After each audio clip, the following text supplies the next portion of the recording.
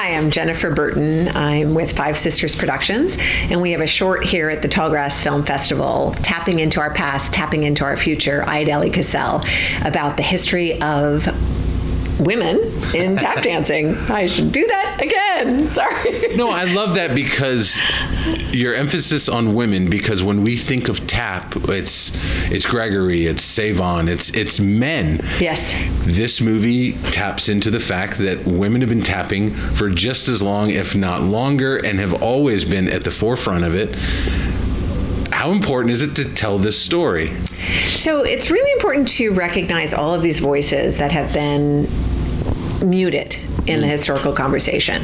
And what happens is, you sort of have some stories that get told over and over again, and it amplifies their importance in history. And it also gives people the idea of what they can do, right? So it influences how we understand our past, but it also influences what people think is possible for their own futures. So being able to see that there have always been all of these diverse voices in every field, practically, but this is particularly focusing on tap dancing, just really gives us space for people to have a new understanding and also to think about what they might encourage for visions for our future. How awesome is it to have her be the voice of this? Because the way she is articulate about this work and about her overall passions in life is so uplifting. But also, she's a pretty amazing tap dancer. Oh my gosh, she is so wonderful. I mean, really, it's such a rhythmic instrument. My son plays drums, and he just loves how she gets these incredibly complicated rhythms that change every time you dance, right? It's an improvisational conversation between the instrumentalists and the tap dancer. And this is being recognized actually around the world, where more and more jazz festivals are actually having tap performers as instrumentalists, not as sort of something to watch, right? Yeah. But really thinking about the sound.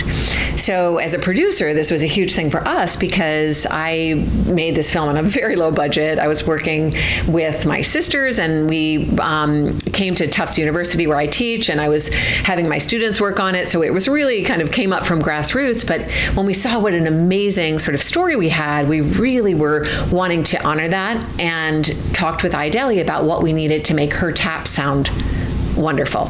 So the stage where we were shooting had a floor that was not terrific. So we ended up bringing in another floor and, really, really thinking of this as if you need to give the person the instrument that they need in order for the sound to sound good. And we had a fabulous sound recorder who had multiple mics, so that's very much a part of it too, is this sort of soundtrack of rhythm.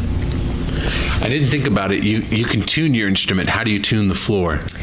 So that is a question for someone else, I think. I know that there are different sounds depending on what kind of wood you use, but that is not my... It's fascinating. It just kind of popped in my head by what you're talking about with your new floor. I know that you have different shoes, that can have different... I think how some taps are looser and things like that. Again, it's not what I do, so thank goodness she's a world expert and could come in and do it.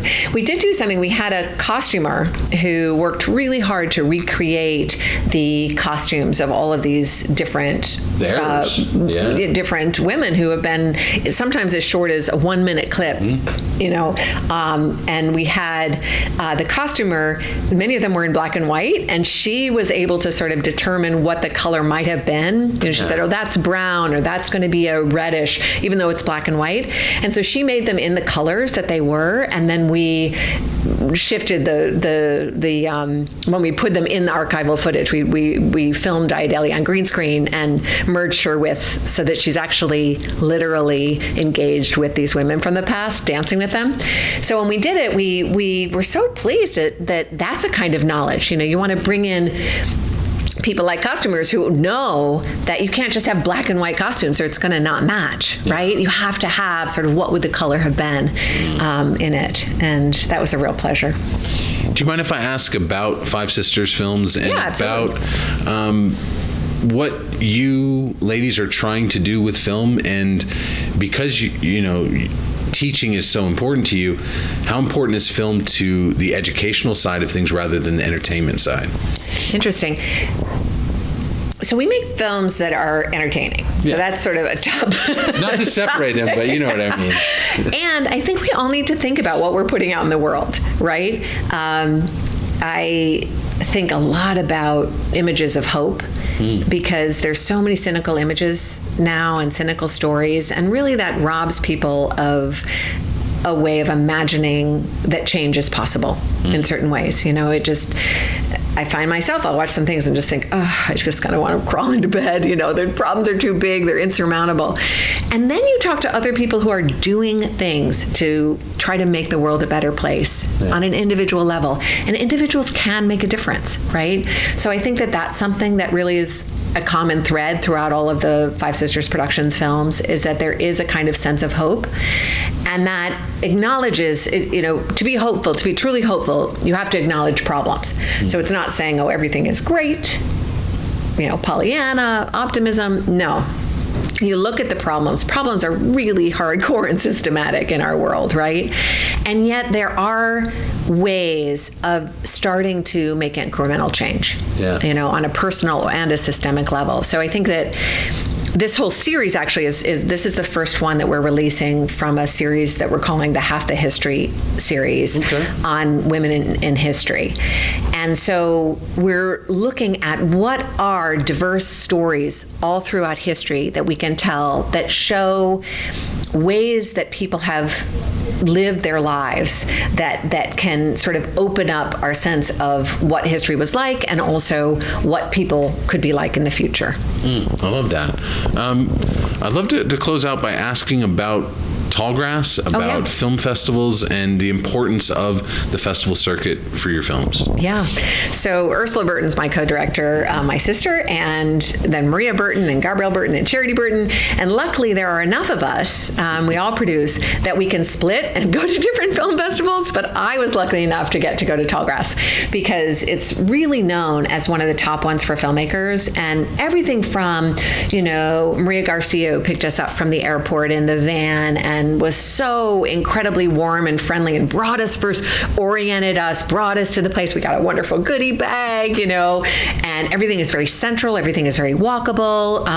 Fabulous audiences. We went to the embarrassment film, and which was just great. And just there's a kind of a energy here that is really about what kinds of stories are we all bringing to the table, no matter where you're coming from, that's really valuing all of these different perspectives.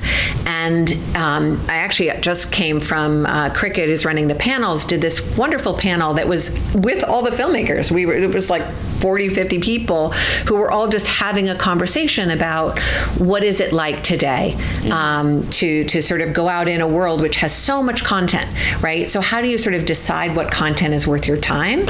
And how do you get it out into the world to the people that would really appreciate what you're making, right? So film festivals like Tallgrass are a key ingredient to that.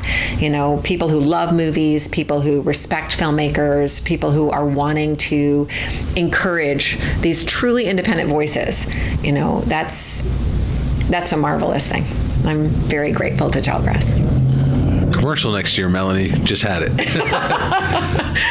Jennifer, thank you for all that you and your sisters do. I can't wait to see the rest of this series. Thank you so much for coming. I really appreciate it. Awesome. Thank you.